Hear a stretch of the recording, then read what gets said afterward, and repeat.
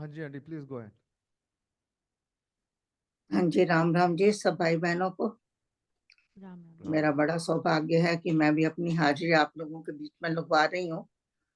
दो मैं वहां पर नहीं हूँ, पर फिर भी मैं जहाँ भी हूँ वहां से मैं आपसे जुड़ रही हूँ।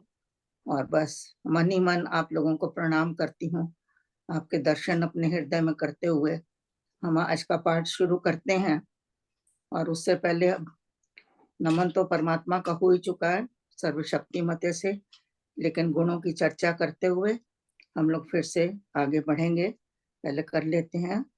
परमात्मा श्री राम परम सत्य प्रकाश रूप, परम ज्ञान आनंद स्वरूप, सर्व शक्तिमान, एक अद्वितीय परमेश्वर, परम पुरुष दयालु देवाधिदेव हैं, उसको बार बार नमस्कार नमस्कार नमस्कार नमस्कार। हाँ जी। शरीर में इतनी शक्ति नहीं है कि मैं कुछ कह सकूं, वाणी में भी इतना बल नहीं है, कोई मधुर भाषा नहीं है, और ना ही कोई बोलने का तरीका है। और बुद्धि तो हमारी आप जानते ही हैं, इतनी अल्प बुद्धि जिसमें कोई विवेक नहीं, कोई ज्ञान नहीं है। इन सब चीजों को देखते हुए कभी कहती हूँ, स्वामी जी क्या करूं, सब कुछ शून्य है, बिल्कुल शून्य, सब खाली है। तो एक ही आवाज आती है, मैं हूं ना, मैं हूं, मैं हूं। बस उसी का आधार लिए हुए मैं आज आपके सामने बैठी हुई हूँ। और कोशिश करती हूँ, वैसे तो जो बोलेंगे अंदर स्वामी जी का ही होगा, उनकी ही आज्ञा है, उनका ही प्रेरणा है, जो भी होगा उनकी इच्छा से ही होगा। हाँ जी, आप लोग सब शैडो लेक में इकट्ठे हुए हैं। आपको वहाँ का माहौल, वहाँ की नेचर और प्रकृति, नदी, सब चीजों ने खूब अपनी तरफ खींचा होगा, आकर्षित किया हुआ होगा, और आप उसके रंग में रंगे हुए हैं, मुझे मालूम है। तो उसी प्रकृति का को मैं भी नमन करती हूँ, उस प्रकृति को मैं याद कर रही हूँ, क्योंकि हमने बहुत साल तक वहां पर सत्संग किया है। तो एक एक चीज अपने दिमाग के अंदर है, अपनी यादों में है। सो इसलिए उन चीजों को याद करते हुए मैं आप लोगों से भी यही कहती हूँ कि खूब आनंद लें, खूब इसको एंजॉय करें, और ये यादें ले जाएं अपने साथ, फिर अगले साल तक इनको संजो के रखें। और बस ऐसी मेरी इच्छा है। वैसे तो मैं जानती हूँ कि आप लोगों ने शैडो लेक को एक अयोध्या नगरी बना दिया है, और ऐसी अयोध्या जिसमें राम निवास करते हैं, स्वामी जी के संरक्षण में आप लोग बैठे हुए हैं, उनके दिखाए पथ पर चल रहे हैं, वो पथ प्रदर्शन कर रहे हैं, आपको अपने पथ पर चला रहे हैं, तो आप लोग बिल्कुल सुरक्षित हैं। और अयोध्या में बैठे हुए राम राज्य में निवास कर रहे हैं। राम राज्य में ना कोई गरीब था, ना कोई दुखी था। आप जानते हैं कि 4 दिनों के लिए वहां पर आए हैं, आपके ऊपर कोई चिंता नहीं है, कोई आपको रोग नहीं है, कोई आपके अंदर व्याधि नहीं है। आप पूर्ण स्वस्थ और पूर्ण सुखी, पूर्ण आनंद में अपने को महसूस कर रहे हैं।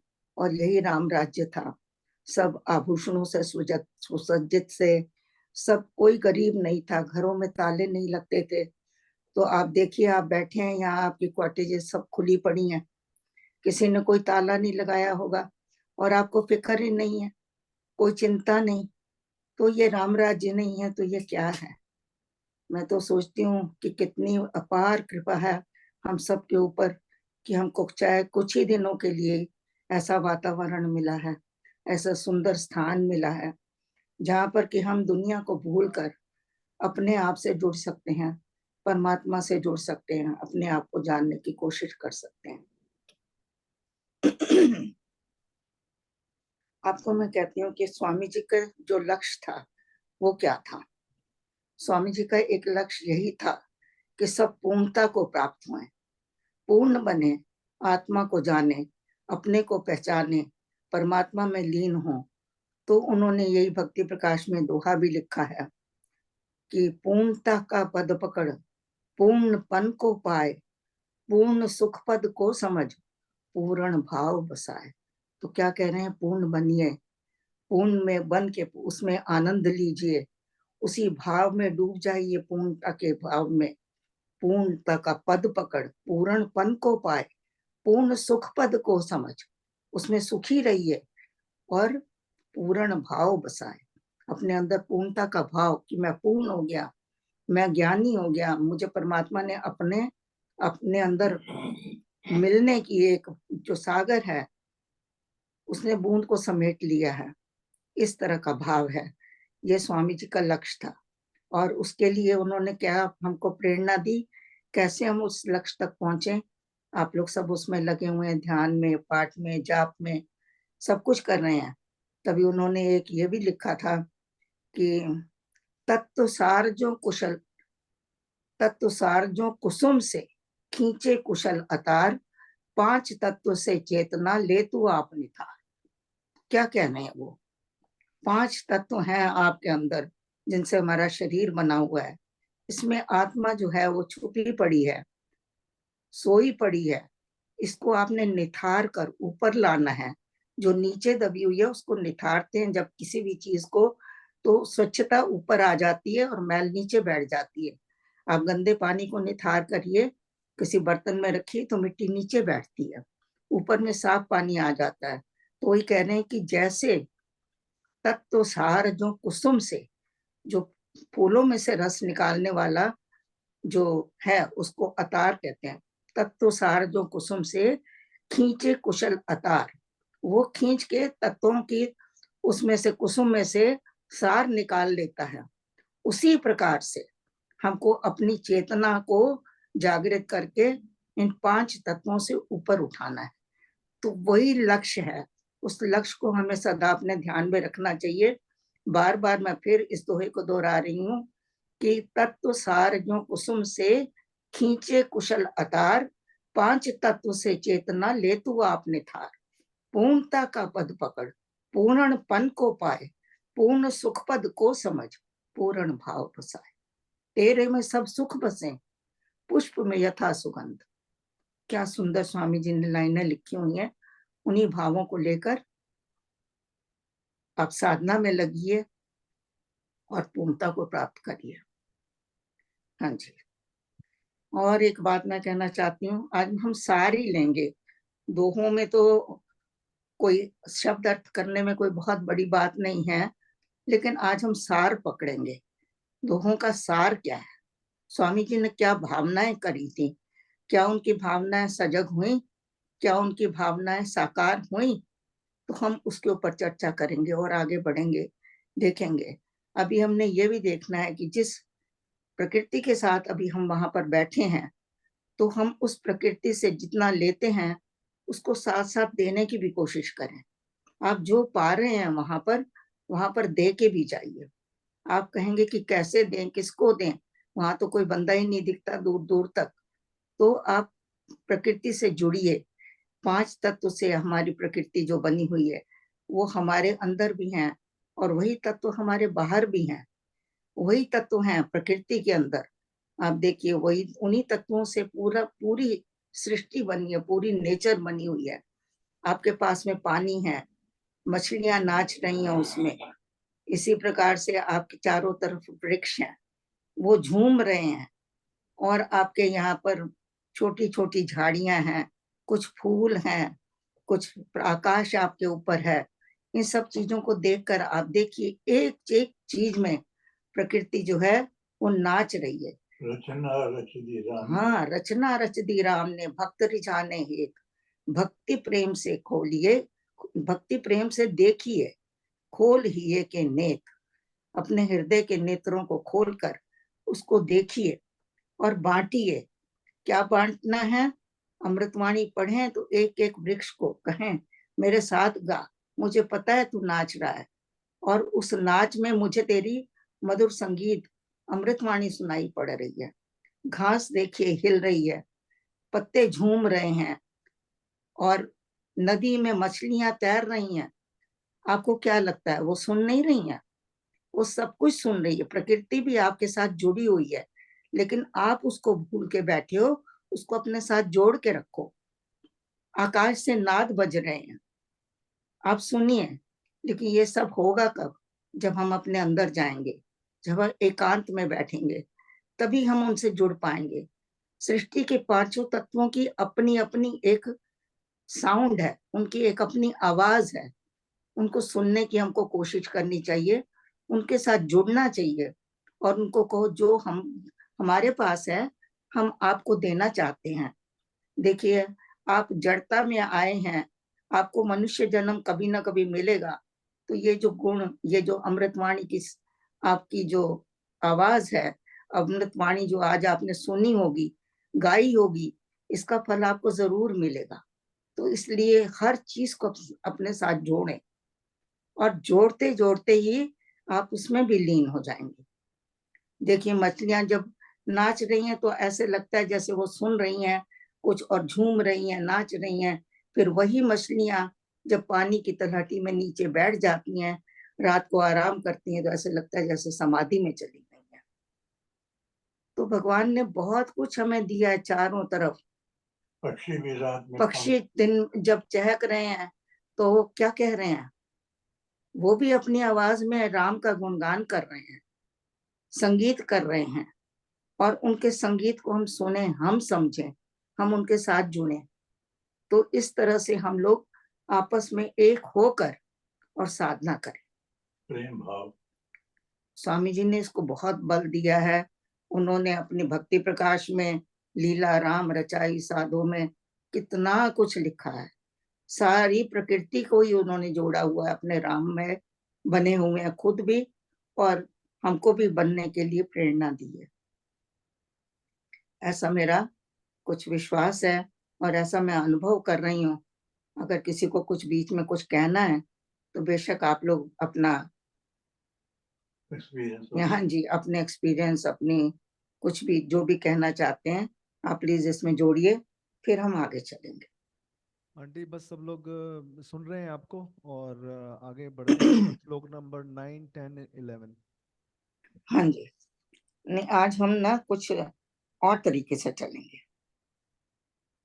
हम थोड़ा एक्सप्लेन करते हैं। पिछली बार हमने जो पढ़े थे, 8 श्लोक पढ़े थे, तो अब जो है हम देखते हैं कि उसमें हमने क्या देखा था। सबसे पहले तो हमने ये देखा कि स्वामी जी ने क्या मांगा है। भाने तेरे से प्रभु भला भद्र हो जाए। कितनी सुंदर लाइन है। वो कहते हैं प्रभु तेरी कृपा से, तेरी इच्छा से, मेरी इच्छा से नहीं। शुरुआती भाने से करी उन्होंने। भाने तेरे से प्रभु, हे प्रभु तेरी इच्छा से मैं अच्छा बनूं, अपनी इच्छा से नहीं। अपनी इच्छा से तो पता नहीं मैं क्या क्या कर जाऊंगा अच्छा बनने के लिए, वो मेरे अनुकूल होगा या नहीं होगा मुझे नहीं मालूम।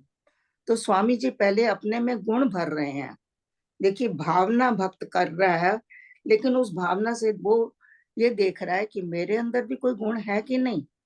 मैं ऊंची ऊंची भावनाएं तो करूं, तो उस भावना के लिए जब पुरुषार्थ करना पड़ेगा तो मेरे अंदर गुण होने चाहिए। बिना गुणों के तो मैं नहीं कर पाऊंगा ना, क्योंकि जो भावना करेगा वो सेवा करेगा, और सेवा किससे जुड़ी है? पुरुषार्थ से। पुरुषार्थ किससे जुड़ा है? कर्म से। तो कर्म तो करना पड़ेगा ना। तो उसके लिए आपके अंदर अपना बल तो होना चाहिए। तो अच्छा तो इंसान को बनना पड़ेगा ना। तो स्वामी जी ने शुरुआत ही यहीं से की है कि भाने तेरे से प्रभु भला भद्र हो जाए, कि मैं अच्छा बन जाऊं, और फिर उसके बाद इतना अच्छा बन जाऊं कि संसार में मुझे कोई भी ऐसा दुखी ना दिखे, कष्ट ना कोई पाए। जग में सब नर नारी का कष्ट न। ये इंसान को कब महसूस होता है? जब वो खुद अच्छा बन जाता है, जब वो निस्वार्थ हो जाता है, जब उसके अंदर परोपकार की कामना जागती है, तब वो कहता है कि मैं अब कुछ करूं। और फिर उसके अंदर करुणा जागृत होती है, तो उसको कोई दुखी नहीं दिखता। उसको फिर यही लगता है कि इसको मैं सुख दूं, ये कि कष्ट ना कोई पाए। ये भक्त की कितनी बड़ी भावना है। हम लोग कहते हैं, लेकिन उसको करना और उसको समझना और उसमें चलना, ये इतना आसान नहीं है। इसके लिए करना पड़ता है। तो देखिए, स्वामी जी ने पहले अपने अंदर गुण की शक्ति मांगी है परमात्मा से। फिर उन्होंने कहा है कि सुख होवे संसार में दुख ना होवे भान, भक्त बने तेरे सभी तुझे भजे भगवान। फिर ये भी कहा कि जिस तरह से मुझे तूने भक्ति दी है, जगत को भक्ति दे, ताकि लोग अपने कष्टों को भूल कर तेरे को याद करें। फिर अपने मन तन को मंदिर बनाने की बात की है कि मेरा मन ऐसा और मेरा तन ऐसा बन जाए कि एक मंदिर की तरह बन जाए। जैसे मंदिर में पवित्रता होती है, शुचिता होती है, और सुख होता है, संगीत होता है, प्रेम होता है, शांति होती है। ये सारे गुण मेरे अंदर आ जाएं और मैं अपने मन को तन को मंदिर बना लूं और उसके अंदर मूर्ति रखो। कौन सी मूर्ति? राम नाम की मूर्ति, जो सदा विराजित रहे, जिसको मैं सदा देख पाऊं, जिसको मैं सदा गुणगान कर पाऊं, जिसके मैं दर्शन कर पाऊं। तो ऐसी उन्होंने मांगा है, ऐसी मांग की है। फिर वाणी मांगी है कि मेरी वाणी में कीर्तन हो, प्रेम हो, और मेरे कर्म जो है तेरी इच्छा अनुसार। तू जो चाहे मैं वो करूं, मैं जो चाहूं वो ना करूं, जो तू चाहे उत्तम मेरे कर्म हो और राम इच्छा अनुसार। देखिए, फिर अभी मैंने लास्ट वीक इसका काफी खोल किया था, खुलासा किया था। आज मैं थोड़ा उसका सार लेके आगे बढ़ती जा रही हूँ। फिर उन्होंने कहा कि बाद में जब इतना सब अपने अंदर ले लिया, फिर कहा कि अब तेरे नियति सुनियम में माने सब संतोष। हे परमात्मा, सबको संतोष का धन दे। जब संतोष आ जाए तो सब धन धूल के समान लगते हैं, और सभी लोग प्रसन्न रहें। जो तू करे तेरे नियमों में, उसमें नियम में सब प्रसन्न रहें और उसको माने, उसमें कोई मीन मेख ना निकाले। अगर बारिश हो रही है तो तेरी इच्छा से हो रही है, उसके अंदर कोई भलाई है। अगर सूरज चमक रहा है तो तेरी इच्छा से चमक रहा है, कोई भलाई है। हमें कोई अधिकार नहीं है कि हम उसमें कोई दोष ढूंढे। फिर इतना करने के बाद अब वो कह रहे हैं कि हमारा समाज सुंदर बने, उसमें भ्रातृ भाव हो, लोग मिलजुल कर रहे, किसी के अंदर भी कोई द्वेष ना हो, सारा सुगठित समाज हो, सारे लोग उपकार करें, सारे लोग निस्वार्थी बने, सारे लोग परोपकारी बने, सबके अंदर बंधु की शुभ बंधु भावना जागे। देखिए, बड़े शुभ बंधु भावना बने सुगठित समाज, सब जन में हो एकता, सुधरे सबके काज। कि हमारे जो कर्म है वो सुधर जाए। जो हम लोग गलत कर्म करते हैं, जो निषेध कर्म करते हैं, तो हम उन कर्मों को छोड़कर हम कौन से कर्म करें? निष्काम कर्म करें, निष्काम कर्म करें जो कि सबके हित में हो। फिर कह रहे हैं सभी सारग्राही बने, तज कर नीरस भोग। कि हम लोग छोटी छोटी बातों को ले लेके उनको मसलते रहते हैं। किसी ने क्या कह दिया, किसी ने क्यों बोल दिया, किसी ने ऐसा क्यों कर दिया। तो कहते हैं सब सारग्राही बने, सार ग्रहण करिए कि उसके पीछे उसका सार क्या है। तो इन चीजों को स्वामी जी ने भावना अपनी प्रकट की है। तो आगे तो उन्होंने ये भी कहा है कि आदि व्याधि से जन बचे, दूर तीन होता, कि किसी के पास कोई रोग ना हो, कोई कष्ट ना हो, कोई प्रकृति जो है हमारे ऊपर प्रकोप ना करे, सभी ईतियां नष्ट हो। 11वां है। सो क्या है ईतियां का क्या मतलब होता है? ईतियां कहते हैं प्राकृतिक जो हमारे ऊपर प्रहार होते हैं। कभी भूकंप आ गया, कभी सूखा पड़ गया, कभी आपके ऊपर बाढ़ आ गई, इस तरह के कभी शारीरिक रोग हो जाते हैं, कभी मानसिक रोग होते हैं। सब ईतियां होती हैं ये। वो कहते हैं ये सारी नष्ट हो जाए परमात्मा, किसी के पास कोई पाप ना आए। अब देखिए, पाप भी कई तरह के होते हैं। हमने बहुत पहले इसको एक्सप्लेन किया था कि पाप भी होते हैं और ताप भी होते हैं। ताप होते हैं 3 प्रकार के, पाप भी होते हैं कई प्रकार के। पाप होते हैं मानसिक पाप होते हैं जो हम वाणी से करते हैं, कई पाप हम मन से करते हैं, कई वाणी से करते हैं, और कई हम शरीर से करते हैं। हिंसा करते हैं तो शरीर से करते हैं, किसी से बदला लेना है तो मानसिक पाप। बहुत इसका आगे नहीं हम करेंगे, क्योंकि मुझे अखीर के जो 4 दोहे हैं जिसमें स्वामी जी की भावना इस वक्त साकार होके शैडो लेक पे उतरी हुई है, मुझे उनके ऊपर ज्यादा ध्यान देना है। इसलिए बाकी दोहों को मैं ऐसे ही आपके सामने बता के आगे बढ़ रही हूँ कि आदि व्याधि से जन बचे। 11वां दोहा है, दूर 3 हो ताप, तीनों तापों से हम बचें। ताप कौन कौन से होते हैं? एक आदि भौतिक होते हैं, आदि दैविक होते हैं और आध्यात्मिक ताप होते हैं, जिसको हमने पहले बताया था एक बार कि जो पहला है ताप हमारा शारीरिक होता है, दैहिक ताप उसको कहते हैं। तो उसमें दैहिक में भी 3 तरह के ताप आ जाते हैं। मानसिक ताप भी होता है, शारीरिक भी होता है। जैसे अगर आपके काम है, क्रोध है, लोभ मोह अहंकार है, ये हमारे मानसिक ताप है। शारीरिक ताप कौन से हैं? आपके शरीर में कोई रोग हो गया, खांसी हो गई, जुकाम हो गए, जोड़ों का कोई रोग हो गया, कैंसर हो गया, तो ये हमारे शारीरिक ताप है। ताप का मतलब क्या होता है? एक ज्वर। ज्वर वो क्या मतलब? जो आपको कष्ट दे, वो ताप है। तो दैहिक ताप हमको होते हैं। फिर दैविक ताप होते हैं जो हमको प्रकृति देती है। अब ये मैंने बताया, तूफान आ गया, बाढ़ आ गई, भूचाल आ गया, सूखा पड़ गया, ये सब दैविक, उस पे हमारा जोर नहीं होता। फिर तीसरे तरह के ताप जो होते हैं, इससे जो है ये दूसरों के द्वारा हमको मिलते हैं। इसमें हमारा कोई अपना दोष नहीं होता है। जैसे आप चल रहे हैं, एक्सीडेंट हो गया, आप ठीक से जा रहे थे गाड़ी में, लेकिन किसी ने आके गाड़ी मार ली। राह चलते आपको किसी ने लूट लिया, आप राह चल रहे, किसी ने आपको पीट दिया। और फिर इसमें जानवरों द्वारा भी आपको आदि भौतिक ताप मिलते हैं। आपको चल रहे हैं, कुत्ते ने काट लिया, सांड ने मार दिया, तो ये सब जानवर द्वारा मिला। फिर तीसरा ताप जो है वो है मक्खी, मच्छर और अन्य कीटों द्वारा। आपको मलेरिया हो गया, मधुमक्खी ने काट लिया, खटमल है, दीमक है, सांप है, बिच्छू है, ये इस तरह के ताप हैं।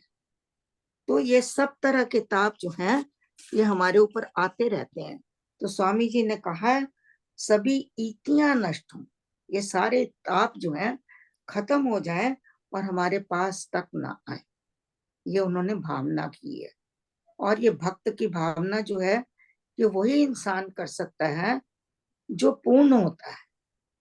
जब तक आप पूर्ण नहीं है, आप भावना कर तो सकते हैं, लेकिन वो आपकी भावना पूर्ण नहीं होगी। पूर्ण करने के लिए परमात्मा तो है, लेकिन वो करवाएगा तो आपसे। जब वो आपसे करवाएगा तो उसके लिए आपके अंदर भी तो कुछ होना चाहिए ना, और अगर तभी आपके आपको अंदर सेवा देगा। क्षमता ही नहीं है या तो कैसे आप करें? अगर आप खुद ही 50 पाउंड के या 60 पाउंड के हैं तो आपको कैसे दे देगा कि आप 100 पाउंड का वजन उठाओ? तो इसलिए वो भक्त की भावना भी वही कर सकता है जो पूर्ण ज्ञानी है। एक सेकंड मेरे को,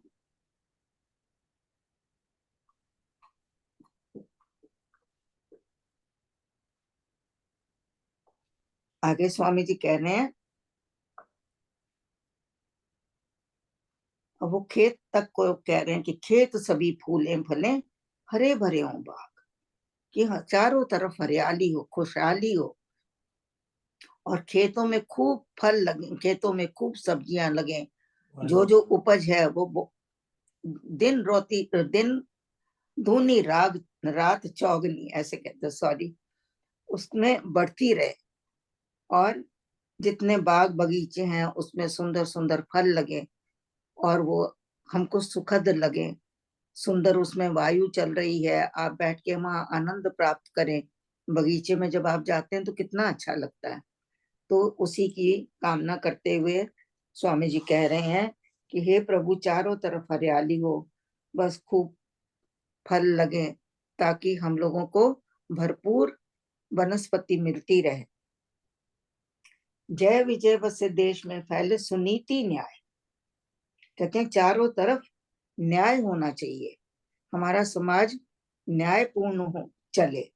ये नहीं है कि जिसकी जो मर्जी आए वो कर दिया और जो पापी है वो अपना घूम फिर रहा है, जैसे आजकल होता है, और जिसकी लाठी उसकी भैंस, तो बस वही चलता है।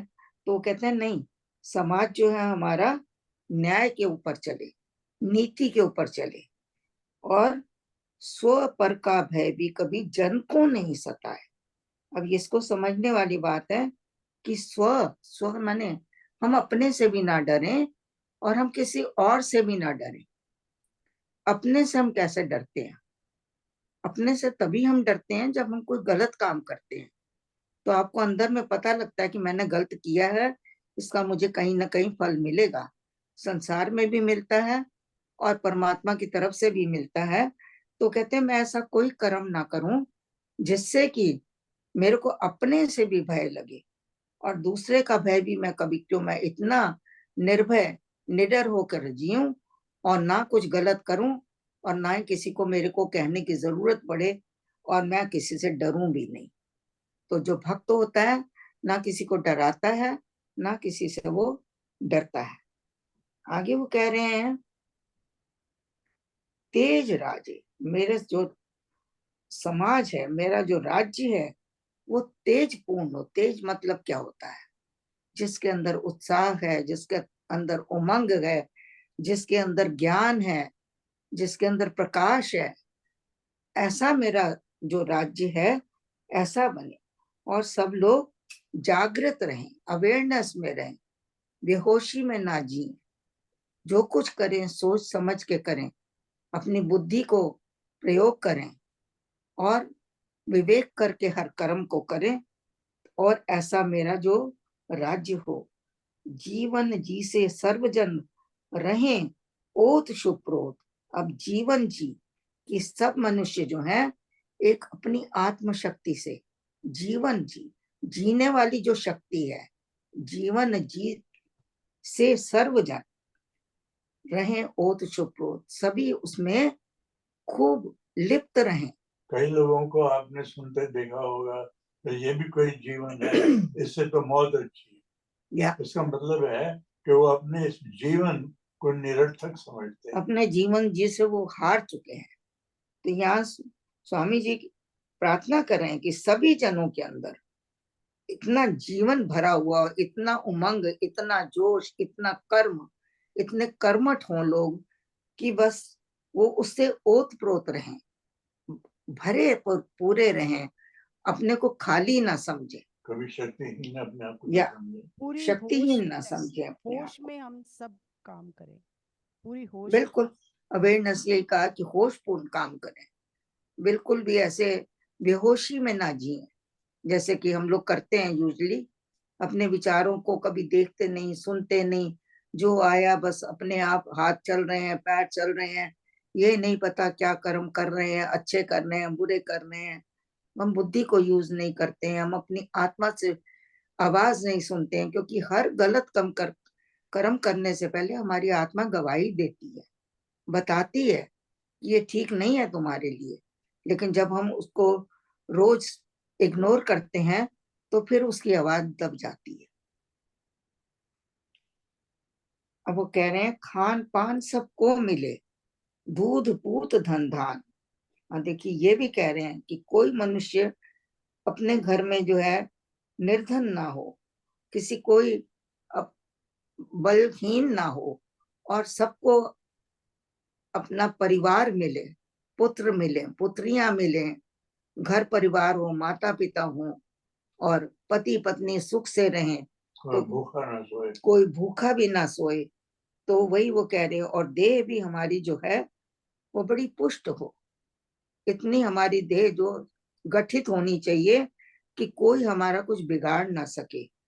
वो कह रहे हैं द्वेषी करे ना हानि, कोई हमसे द्वेष भी करे, हानि पहुंचाना चाहे, तो मेरे शरीर में इतना बल होना चाहिए कि मैं उसके प्रभाव में अपने प्रभाव को क्षीण ना करूं। अब देखिए और एक कितना सुंदर दोहा है। अब यहाँ मार्गदर्शन कह रहे हैं, मांग रहे हैं परमात्मा से, मार्ग सत्य दिखाइए।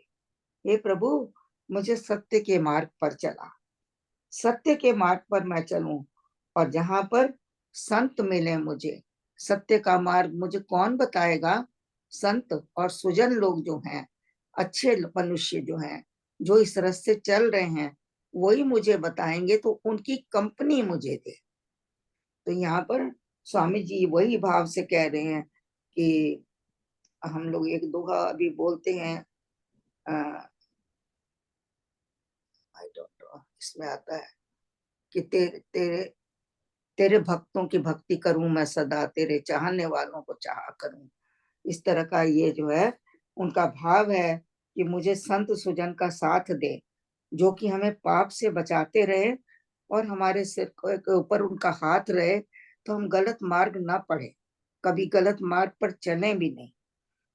हाँ जी, तो ये तो उन्होंने अपनी पहले भावनाएं करी हैं। ये जो लास्ट के 4 दोहे हैं, इसमें स्वामी जी की भावना प्रकट हो गई है। वैसे तो सब जगह सारी भावनाएं प्रकट हुए हैं, लेकिन इस वक्त शैडो लेक में देखिए उन्होंने क्या कहा है, तेरा जय जयकार, दश दिश चारों को। तो कह रहे हैं तेरी जय जयकार हो, और दसों दिशाओं में और चारों आंटी वो तरफ। यहाँ पर हम लोग इसको पढ़ लें जरा, बहुत दो सुंदर है ये बहुत दोहे, सुंदर दो हैं, इसको बहुत पढ़ लें प्यारे दोहे हैं एक कमलेश बार। हाँ जी, जी, चलिए आप पढ़िए। संजय भाई साहब, कौन सा वाला आंटी, कौन सा शुरू? तेरा जय जयकार हो। हाँ जी, तेरा जय जयकार हो। वंदना करिए सतगुरु जी को, सतगुरु जी को हृदय कमल में, हृदय कमल में, हृदय कमल में तेरा जय जयकार हो, दस दिश चारों को, नाम अमीरस मधुर का पान करें सब घूम, भजन कीर्तन गान हो तेरा सब ही दे, सुकथा वार्ता हो सदा श्रद्धा बड़े विषय, नाम नाद की गूंज मधुर सुरीली तान, राम राम के शब्द में सुने सभी के कान, हो तेरी महिमा हो सदा यश का होवे गान, एक परम तू ईश है ये ले वे सब मान, तेरी महिमा हो सदा यश का होवे गान, एक परम तू ईश है ये ले वे सब मान, हो वंदना करिए सतगुरु जी को, वंदना करिए सतगुरु जी को। हाँ जी, सबसे पहले तो हम लोग वंदना करें अपने गुरु की, सतगुरु जी को वंदना करें कि क्या सुंदर मार्ग दिखाया है। और फिर मार्ग दिखाया नहीं, उस पे हाथ पकड़ के चला रहे हैं, और उस पे हाथ पकड़ के चलाते चलाते आज हमें शैडो लेक में लाके बिठा दिया है। इतना सुंदर वातावरण, इतना आनंद, इतनी, ओह क्या कहूँ, शब्द नहीं है। वो और कहते हैं स्टेप कि wise Kamlesh ji, step wise लेके आए हैं वो, शुरू से आप जब से हम पढ़ने लगे हैं भक्ति प्रकाश को, जैसे पहले भक्ति, सेवा, नाम महिमा, धीरे धीरे धीरे धीरे उसको ऐसे एक एक कदम उठाकर हमारा हाथ पकड़कर, कि जैसे जैसे भक्त इन पे चलेगा, तो ही हमारी ये भावना, जो पहला ही अक्षर महाराज जी ने बताया, भाने तेरे से, तो ही हम उसका भाने में रहकर ये भावना पे चल सकते हैं। बहुत ही प्यारा महाराज जी ने, अगर हम सुंदर थोड़ा कहा सा, जी आपने, जी बहुत सुंदर। मैंने पहले भी कहा था कि इसको आप सीढ़ी समझें, तो हमको स्वामी जी ने एक एक सीढ़ी पर अलग अलग चढ़ा रहे हैं। भक्ति की सीढ़ी है, लगन की सीढ़ी है, सेवा की सीढ़ी है, सब पे उन्होंने हमको चढ़ाया है। और अब हमको इस काबिल बना लिया है कि वो कहते हैं कि हम भी कोई सुंदर भावना करें, हम भी कुछ दूसरों के लिए मांगे। तो अब वहां तक पहुंचाया है। एक बार ये भी मैंने कहा था कि सारी अगर हम चीजों को शुरुआत से लेते जाएं तो एक तरह से हमने रत्नों की माला पिरो ली है। रत्नों की माला पिरोई है। एक माला श्रद्धा की है, एक माला भरोसे की है, एक माला उसमें भक्ति की है, एक माला उसमें लगन की है, एक उसमें अश्रु अनुताप अश्रु की भी है। सारे जितने भी चैप्टर हमने पढ़े हैं वो सारे मोती हैं, सारे वो रत्न हैं, वो हीरक मोती हैं, हीरे हैं, जिनको कि अगर हम उनका मूल्य आंकने लगे तो हम उसका मोल पा नहीं सकते हैं। तो स्वामी जी ने हमें बहुत सुंदर और बहुत सरल मार्ग दिखाया है। इतना सरल मार्ग दिखाया है और फिर हमें दिखाया ही नहीं, जैसे अभी कहा है कि हाथ पकड़कर चला रहे हैं। और फिर कोई कष्ट या विपत्ति आने पर कहते हैं कि मैं हूं, मैं हूं। सुनो, आवाज अंदर से आती है। मैंने जैसे शुरू में कहा कि महाराज जी बिल्कुल खाली हूँ, कोई शब्द दिमाग में नहीं आता, क्या बोले। आप क्यों बिठा देते हो यहाँ? तो कहते हैं मैं हूं ना, मैं हूं। बस इसी बात को लेकर मेरे अंदर विश्वास आ जाता है और मैं कुछ भी नहीं सोचती, बैठ जाती हूँ। तो आप लोगों का सहयोग मिलता है और वो स्वामी जी का एक पीठ के ऊपर, सिर के ऊपर हाथ महसूस होता है, तो अपने आप वो उसका काम हो जाता है। और उसी भावना से आप लोग कर रहे हैं। वहां सबको उसने अपनी अपनी क्षमता के अनुसार सेवा दी हुई है। हाँ जी, वो कह रहे हैं कि हे प्रभु, तेरा चारों दिशाओं में, दसों दिशाओं में, चारों कूट, चारों कोनों में तेरा जय जयकार हो। और मुझे लगता है कि जय जयकार उनकी हो रही है, परमात्मा की जय जयकार हो रही है। सब लोग सुन रहे हैं। जब गूंज उठती है, ध्वनियां उठती हैं सत्संग में, तो उस वक्त देखिए क्या होता है, उसकी जय जयकार की होती है। तेरे जय जयकारे राम, मन मंदिर में गूंजते तेरे जय जयकारे राम, तेरे जय जयकार। नाम अमीर सुमधुर का पान करें सब घूंट। और उस जयकारे जब तेरे लगते हैं तो उसमें क्या लगता है, जैसे लोग अमृत पी रहे हैं। अमीरस, अमीरस का क्या मतलब हुआ? जो रस मरता नहीं, जो आपको अमर कर देता है, वो रस जो है वो इतना मधुर है। उसके सारे जितने भी भक्तजन हैं वो ऐसे बैठे होते हैं जैसे कि वो कोई अमृत के घूंट पी रहे हैं। और जब ध्वनि होती है, तेरी जयकारों की ध्वनि होती है, तेरे नाम की ध्वनि होती है, तेरी अमृत वाणी की गूंज होती है, तुम्हारे भक्ति प्रकाश के दोहे चलते हैं और आपके रामायणों की जो लड़ियां चलती बहती हैं, जैसे पानी बहता है, सरिता बहती है, अगर हम उसमें डूबे तो यही अनुभव होगा। आगे वो कह रहे हैं, भजन कीर्तन गान हो तेरा सभी देश, सब देशों में तेरा भजन हो। देखिए कहाँ कनाडा है, कहाँ स्वामी जी ने भावना करी होगी। हिंदुस्तान में आज जगह जगह पूरे विश्व में ये उनकी गूंज का, उनकी भावना का प्रभाव देखिए। हर जगह भजन हो रहे हैं, कीर्तन हो रहे हैं, गायन हो रहे हैं, सब देशों में हो रहे हैं, कथाएं चल रही हैं, वार्ताएं चल रही हैं, गोष्ठियां हो रही हैं, स्वामी जी के ग्रंथ पढ़े जा रहे हैं, गाए जा रहे हैं, सुने जा रहे हैं। और क्या श्रद्धा है सबके अंदर, विश्वास है, श्रद्धा बड़े विशेष। उन्होंने ये भावना करी थी कि लोगों के अंदर इतनी श्रद्धा हो कि वो इन सब चीजों का पाठ करें, इन चीजों को सुने, उसमें बहें, उसमें उसमें ओत प्रोत हों, उसमें भीगें। तो ये स्वामी जी की भावना है जो आज पूरी साकार होके आप लोगों के सामने है। ये मैं नहीं कह रही है, आप भी महसूस करते हैं। किसी ने पूछा मैं कोई भजन सुन रही थी, उसमें बता रहे थे कित्थे है रब तेरा ओ तां दिसदा नहीं, कित्थे है रब तेरा ओ तां दिसदा नहीं। वो कहता है मैंने उनको क्या जवाब दिया कि अखां बंद कर, ध्यान कर ते महसूस कर। अखां बंद कर, ध्यान कर ते महसूस कर। वो कहते कित्थे है रब तेरा वो तां दिसदा नहीं। वो कहता अखां बंद कर, ध्यान कर ते महसूस कर।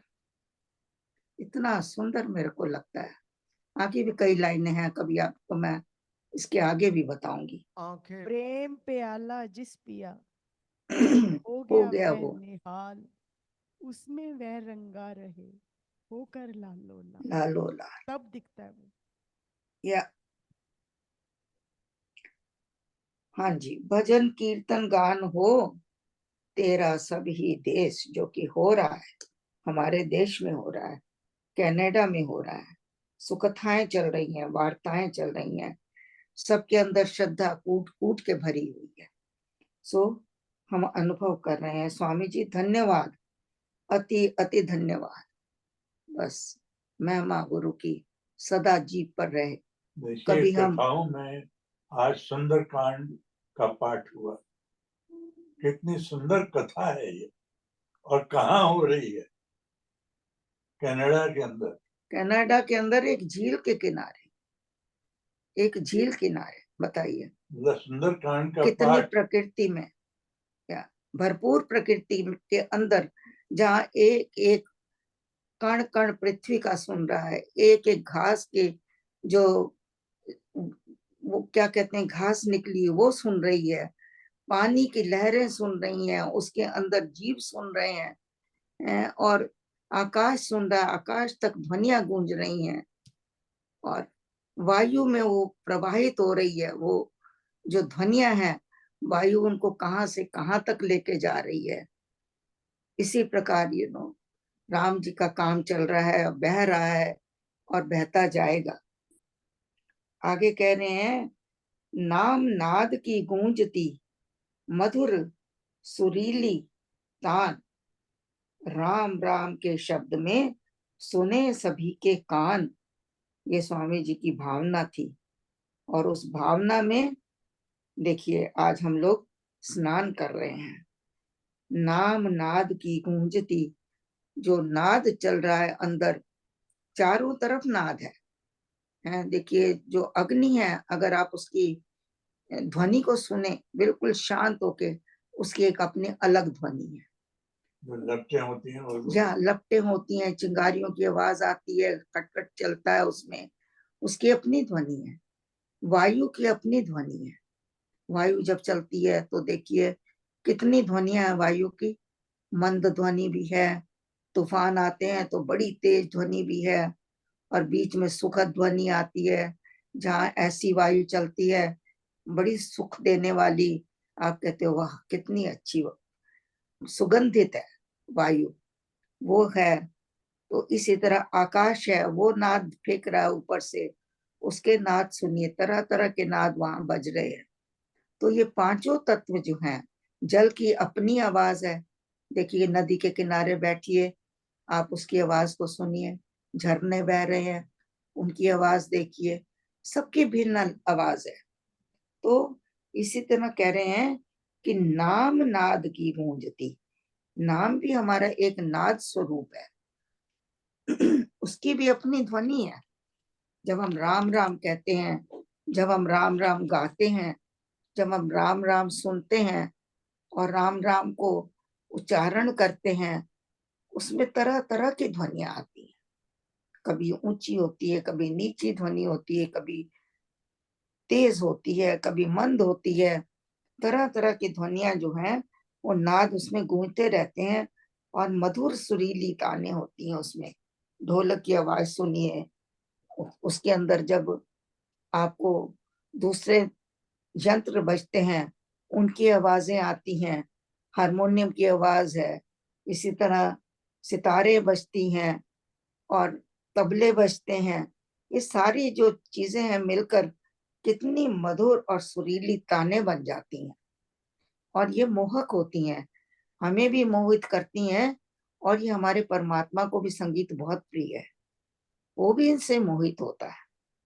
तो कह रहे हैं, नाम नाद की गूंजती मधुर सुरीली तान, राम राम के शब्द में सुने सभी के कान। स्वामी जी ऐसी भावना करते हैं कि हे प्रभु, ये जो राम राम का शब्द है, ये कुछ सीमित ना रह जाए, ये एक ना सुने, दो ना सुने, ये पूरे जगत में, पूरे विश्व में फैले, सभी लोग इसको सुने, सभी के कानों में राम राम शब्द पढ़ना चाहिए, ये नाद पढ़ना चाहिए, ये सुरीली तान सभी के कानों तक पहुंचनी चाहिए। तो ये और महाराज जी फिर का एक अंत में दोहा क्या, है, महाराज जी का एक दोहा है कमलेश जी, कि इसमें उन्होंने बताया कि राम नाम का प्याला पीकर ही हम इस लीला में रमे, तो ही हमें ये उनकी लीला में ये सब कुछ नजर आता है और उसका अनुभव होता है। बिल्कुल लीला देव दयाल की, दिल पर लखो विशाल, पीकर लीला में रमो, प्याला प्रेम रसाल, पीकर लीला में रमो, प्याला प्रेम रसाल। जी बिल्कुल जी बिल्कुल। कमलेश जी, एक सवाल पूछना था मुझे। हाँ जी प्लीज। इस सारे चैप्टर में भक्त की भावना में बताया, ये हो, ऐसे हो, ऐसे हो, ऐसे हो, अच्छी बात है, होना भी चाहिए। सवाल मेरा पिछले हफ्ते एक था, इसके ऊपर थोड़ी लाइट अगर आप और डालें। मैं रिपीट कर दूँ क्वेश्चन, लेकिन ये इस कॉन्टेक्स्ट में था, उत्तम मेरे कर्म हो राम इच्छा अनुसार। आगे था, तेरी नियति सुनियम में माने सब संतोष। और इस बीच में पिछले हफ्ते रब एक भजन की एक लाइन में था कि ना कोई अर्जी और ना कोई मर्जी, मीन्स कि भक्त की जो भावना है that should synchronise with whatever is happening, अपनी ना वो चलाए, जो है ठीक है। और इस लाइन में भी माने सब संतोष। मेरा एग्जांपल ये था, टू रिकैप, कि आइडियल भगत थे कोई मुस्लिम और उसकी वाइफ, जाया करते थे मस्जिद में, सब सोच उनकी अच्छी थी, कर्म अच्छे थे, सभी कुछ अच्छा था, और यही इस रिलीजियस बुक्स भी पढ़ते थे। जब वो वापस आए तो उसके दो बच्चे थे, यंग 20-22 साल के। तो उसने पूछा, आज ये आए नहीं बच्चों का नाम लेके, मस्जिद में नहीं आए, कहाँ गए? तो बीवी भी बड़ी रिलीजियस थी, तो उसने ये कहा, आप थके मांदे आए हो, हाथ मुंह धो लो, रोटी पानी खा लो। कर लिया सारा उसने। तो उसने फिर ये कहा था कि वो जो आदमी आया था ना, कुछ दे गया था, पैसे और सोना चांदी, तो आज आया, मैंने वापस कर दिए। तो उसने कहा, तो कोई नई बात क्या हुई? जो दे गया था उसकी अमानत थी, तो दे दिए, तो कोई बड़ा काम, मुझे बता क्यों रही है तू? अगर तेरी नीयत में कोई खोट नहीं थी तो ठीक है, ले गया। अब उसने बताया कि जो देने वाला या लेने वाला था, अब उसने दोबारा कहा ना, बच्चे कहाँ, बच्चों की डेथ हो चुकी थी इस बीच में। तो उसने कहा, ये बच्चों की डेथ है, देने वाला जो था वो आदमी नहीं था, खुदा था, लेने वाला जो था खुदा था। और ये इसलिए बता रही हूँ कि अमानत खाली मेरी नहीं, तुम्हारी भी थी, औलाद तुम्हारी भी थी। तो वो हक्का बक्का रह गया। अब इसमें यहाँ कहते हैं, तेरी नियति सुनियम में माने सब संतोष। ऐसी सिचुएशन में भक्त की भावना तो ये होगी कि ऐसी तकलीफ ही ना हो किसी के पास, और आ ही गई तो उसको इतनी हिम्मत दे कि बाप के कंधे पे बेटे का जनाजा, वो भी एक नहीं दो दो, एक ही वक्त पे। तो इस कॉन्टेक्स्ट में आप क्या ये संदेश देंगे जनरल, कि तकलीफें खाली इन्हीं को नहीं आई, इस एग्जाम्पल में नहीं आई, रियलिटी में भी आती हैं।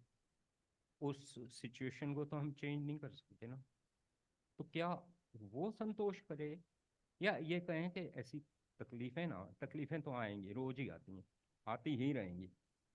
तो where do we stand and where does our scripture stand? हाँ जी, इसका हमने पिछली बार भी उदाहरण दिया था कि संतोष तो करना ही पड़ता है, चाहे रो के करो, चाहे धो के करो, चाहे पहले करो या पीछे करो। तो जो ज्ञानी है वो संतोष उसी वक्त कर लेता है कि भाना प्रभु का है, मुझे मंजूर है, प्रभु मंजूर है, सब मंजूर है। और इसका उदाहरण मैंने आपको बताया भी था, उस वक्त मुझे याद नहीं आ रहा था कि वो कहाँ का है। तो फिर बाद में मैंने सुना तो मुझे पता लगा कि स्वामी जी के एक भक्त थे जो सांपला में रहते थे। वो किसान थे और वो हर संडे को सत्संग लगाया करते थे और उसमें अपने नियम से जाते थे और नियम में जाते थे। और उनका नाम मेरे ख्याल मेहर सिंह था, कोई सिंह तो था, वो मेहर- राजस्थान के थे, मेहर सिंह। मेहर सिंह ही था आई थिंक, पर लेकिन इतना पक्का पता है वो सांपला के थे, सांपला में रहते थे और किसान थे। तो जब वो अपना ट्रैक्टर लेके आए, समय हो रहा था सत्संग का, तो उन्होंने कहा कि भाई चलो सत्संग, इसको ट्रैक्टर को रखें और सत्संग में चले। तो क्योंकि उनका बच्चा 4 साल का था और वो ट्रैक्टर के नीचे आ गया, वो देख नहीं पाए क्योंकि ट्रैक्टर ऊंचा होता है, बच्चे को देख नहीं पाए, उनका बच्चा कुचला गया। जैसे ही वो उतरे उनको पता तो लग गया कि कोई आया है मेरे इसके नीचे, ट्रैक्टर के नीचे। पर जब उतर के देखा तो उन्होंने संतोष की सांस ली कि हे प्रभु धन्यवाद तेरा, ये मेरा अपना बच्चा था, किसी और का होता तो मैं इसको अपने को क्षमा भी नहीं कर पाता। उसके बाद में वो इतने पक्के स्वामी जी के भक्त थे कि उनके अंदर ही संतोष आ गया। उन्होंने अपनी पत्नी को कहा, देख भगवान, जो होना था वो तो हो गया, अब तो कर ये, इस बच्चे को उठा, अंदर कमरे में ले जा। मैंने अच्छी तरह सुना उस दिन, जो भी 1-2 चीज मैं पिछली बार नहीं बता पाई थी वो मैं आज करी। उन्होंने कहा बच्चे को उठा, इसको ले जा अंदर कमरे में, जमीन पर लिटा और बड़ा वाला टोकरा जो है, बहुत बड़ा जो टोकरा है, वो इसके ऊपर रख दे और उसके ऊपर वजन रख, ताकि उसको कोई जीव जंतु, कुत्ता बिल्ली या कोई भी हानि ना पहुंचा सके। और अब हमारे पास सोचने का समय नहीं है। सोचिए क्या होगी उनकी अपनी मानसिक, अपनी स्थिति, और उनकी मानने वाली पत्नी वो भी मान गई। उन्होंने बच्चे को वहां रखा और ये कह रहे हैं सच्ची घटना है, लोगों ने देखी है, लोगों ने जानी है, और ये हमारे ग्रंथ में है, मेरे ख्याल प्रवचन पीयूष में भी है शायद। पर उस दिन मैंने किसी के मुंह से सुनी थी, और वो मुंह से कौन थे, वो भी कोई सरदार थे जो हमारे स्वामी सत्यानंद जी महाराज जी का गुणगान कर रहे थे, क्योंकि वो स्वामी जी हंसराज जी के संपर्क में रहे थे थोड़ा।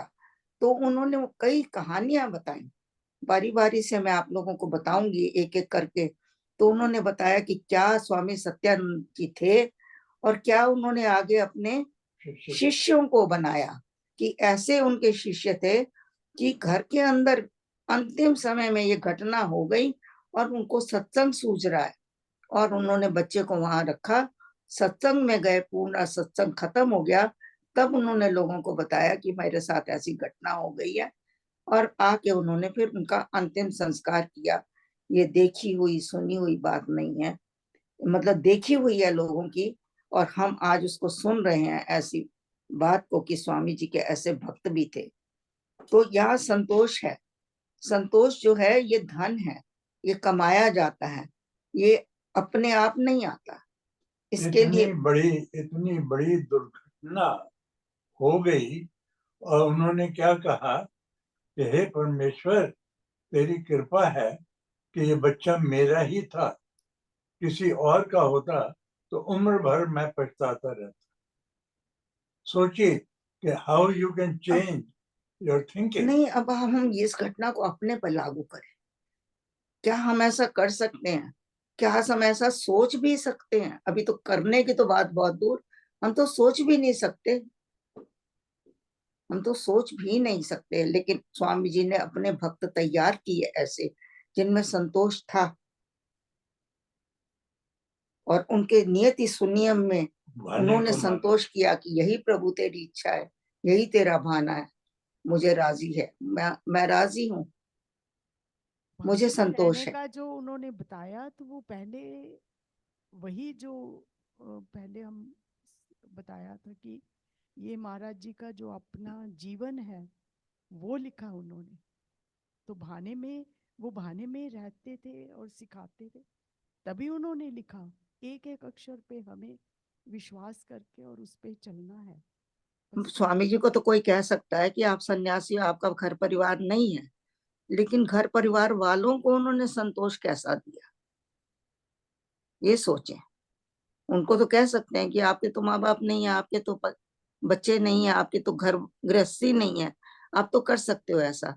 कहने वाले कहते हैं संतों को ऐसा ही, लेकिन ये तो उदाहरण एक हमारे जैसे बंदों का है। हम तो छोटी छोटी चीजों में घबराते हैं, हम संतोष करते ही नहीं, उसका नियम मानते ही नहीं। कि वो कहने तेरे नियति, तूने ये नियति लिखी हुई थी, इसको कोई टाल नहीं सकता, और ये तेरा नियम था, अटल नियम था, उसमें मुझे संतोष है। एक बार में ही मान लिया संतोष। वो मुल्ला जी की पत्नी देखिए, उसने भी तो यही कहा कि जिसने दिया उसने ले लिया, ना वो तेरा था ना मेरा था। ये बच्चे आए और चले गए, उसने दिए, उसने वापस ले लिए। तो पर ये देखिए कोई कोई है, कोई मुल्ला कोई। जी की पत्नी भी दिखला रही है कि कैसे धैर्य, कैसे संतोष, कैसे उसके नियति को मानना है, ये हम सीख सकते हैं। कठिन है, बहुत कठिन है, बहुत। अवस्थाएं या हैं, सारी भक्त की अवस्थाएं हैं। जैसे जैसे वो जिस अवस्था पे है उतना उतना उसमें संतोष आता है, या जैसे जैसे आगे बढ़ता है। जिन्होंने ये कथा सुनाया उनका नाम है भाग सिंह, मखोट करके है, ऐसे लास्ट नेम उनका। उन्होंने नाद के ऊपर बहुत वीडियोस बनाई है, बहुत। और मैं उनको सुन रही थी, अचानक मेरा ध्यान गया, तो उन्होंने स्वामी सत्यानंद जी महाराज जी के बारे में बताना शुरू किया। क्योंकि वो कहते हैं कि मैं स्वामी जी के संपर्क में तो नहीं रहा, लेकिन मैं हंसराज महाराज जी के संपर्क में था। तो उन्होंने मतलब और भी कहानियां बताई, इतनी खुशी है मुझे। मैंने कहा देखो, हम लोग तो राम शरणम के होके अगर स्वामी जी का गुणगान करते हैं तो बड़ी अच्छी बात है, लेकिन अगर किसी और के मुंह से आप ये चर्चाएं सुनते हैं तो देखिए आपके दिल कैसा हो जाता है, बाग बाग हो जाता है कि वाह मेरे स्वामी जी, आपके नाम की गूंज तो चारों तरफ है। हाँ जी, लास्ट वाले को कर लें, मुझे नहीं पता कितना टाइम है, अभी ऑलमोस्ट खत्म होने वाला होगा। तेरी महिमा हो सदा, यश का होवे गान, एक परम तो ईश है, ये ले में सब मान। अब वो कह रहे हैं कि सब लोग मान लें कि दुनिया में एक तू ही तू है, तू ही तू है।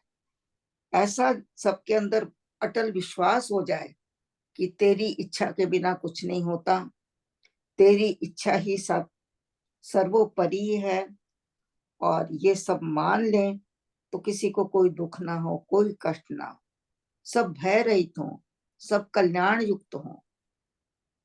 वो स्वामी जी ऐसा संकल्प कर रहे हैं। वो कह रहे हैं कि तेरी महिमा का गान हो चारों तरफ, मुझे लगे कि हर पत्ता पत्ता, हर कण कण, हर जर्रा जर्रा तेरी महिमा गा रहा है। और तेरा यश जो है वो सुनने के लिए मेरे कान सदा सजग रहें, खुले रहें, ताकि मैं जहां भी देखूं तेरा यश हो रहा है, तेरा गान हो रहा है, और बस मैं उसको सुनूं और उसी में लीन हो जाऊं। सो ऐसी स्वामी जी की भावना थी। अब हम लोग अपनी अपनी भावनाएं बनाएं और उनको साकार करने की कोशिश करें, ऐसा तो हम सोच तो सकते हैं। ये संकल्प शक्ति जो है ये बड़ी प्रबल होती है। एक बार अगर संकल्प कर लिया और उसके ऊपर हमने अगर थोड़ा अमल कर लिया तो हमारा जो ये आत्मबल है ये दिन प्रतिदिन बढ़ना शुरू हो जाता है, और ये हमको हमारे लक्ष्य तक पहुंचा कर ही छोड़ता है। तो इसलिए कहते हैं ना, सपने देखो, ऊंचे सपने देखो, फिर उनको पूरा करने के लिए प्रयत्न करो, पुरुषार्थ करो, उद्यम करो, क्योंकि बिना उसके नहीं होगा। अगर हम सपने तो देखें और करें कुछ नहीं तो वो फिर फलित नहीं होंगे। फलित करने के लिए पहले तो अपने अंदर गुण भरने हैं, फिर उन गुणों का सहारा लेकर, उन गुणों के आधार पर हम आगे सेवा करें, मैदान में उतरें, पुरुषार्थ करें, उद्योग करें। या तो स्वामी जी ने यहाँ लिखा हुआ है, उद्यम कर्म उद्योग से पर का कर उपकार, दीनहीन जन देख कर सब जन बने उदार। कि हम उद्यम करें, हम पुरुषार्थ करें, कर्म करें और दूसरों का उपकार करें, पर का उपकार करें। जो भी कोई दीन हो, कोई हीन हो, जिसके अंदर कोई कमी हो, धन की कमी हो सकती है, शरीर में कोई रोग हो सकता है, कोई अंग कम हो सकता है, समाज से बहिष्कृत लोग भी होते हैं, सभी दीन है, सभी हीन है। सच पूछे तो हम भी दीनहीन है। सब कुछ होते हुए भी जब हमको आत्मा का ज्ञान नहीं है, जिस मनुष्य के अंदर आत्मा का ज्ञान नहीं, वो दीन है, वो हीन है। लेकिन यहाँ स्वामी जी अभी संसारिक मनुष्यों की बात कर रहे हैं, दीनहीन जन देख कर सब जन बने उदार। सब लोगों को सहयोग करना चाहिए, उदार बनना चाहिए, करुणा लानी चाहिए मन में कि हम इसका दुख दर्द दूर करें। तो इस तरह की भावनाएं हैं। तो हमको सब ध्यान देते हुए, लेकिन अपने लक्ष्य को भूलना नहीं चाहिए कि हमें सबसे पहले पूर्णता का पद पकड़ना है, पूर्णपन को पाना है, पूर्णपन में सुख पाना है, उसमें आनंद पाना है, फिर उसी में लीन हो जाना है, पूर्ण भाव बसाए बस। Thank you. लेकिन उसके लिए प्रयत्न कैसे करना है? जैसे कुशल अतार होता है, कुसुम से अत्र निकालता है, खुशबू निकालता है। देखिए कितने फूल होते होंगे तब जाके उसमें 2 बूंद खुशबू निकलती होगी। तो इसी तरह से हमारे बीच इर्द गिर्द चारों तरफ जो है बहुत कुछ व्यर्थ है, बहुत कुछ समस्याएं ही या समस्याएं। समस्या है, सुख है, दुख है, उतार है, चढ़ाव है। उन सब से हट के हमको अंदर अपनी आत्मा को निथार कर ऊपर लाना है। थैंक यू या आंटी। 5 तत्व से चेतना ले तू आप निथार। इसी को आप ध्यान में रखकर साधना से जुड़े रहिए। मेरा आप लोगों को कोटि कोटि नमन है, प्रणाम है। आपके सहयोग के लिए अति धन्यवाद है। आंटी आप ही सर्वशक्ति में बोल दो प्लीज। सर्वशक्तिमते परमात्मने श्री रामाय नमः। सर्वशक्तिमते परमात्मने श्री रामाय नमः। सर्वशक्तिमते परमात्मने श्री रामाय नमः। सर्वशक्तिमते परमात्मने श्री रामाय नमः। सर्वशक्तिमते परमात्मने श्री रामाय नमः। सर्वशक्तिमते परमात्मने श्री रामाय नमः। सर्वशक्तिमते परमात्मने श्री रामाय नमः।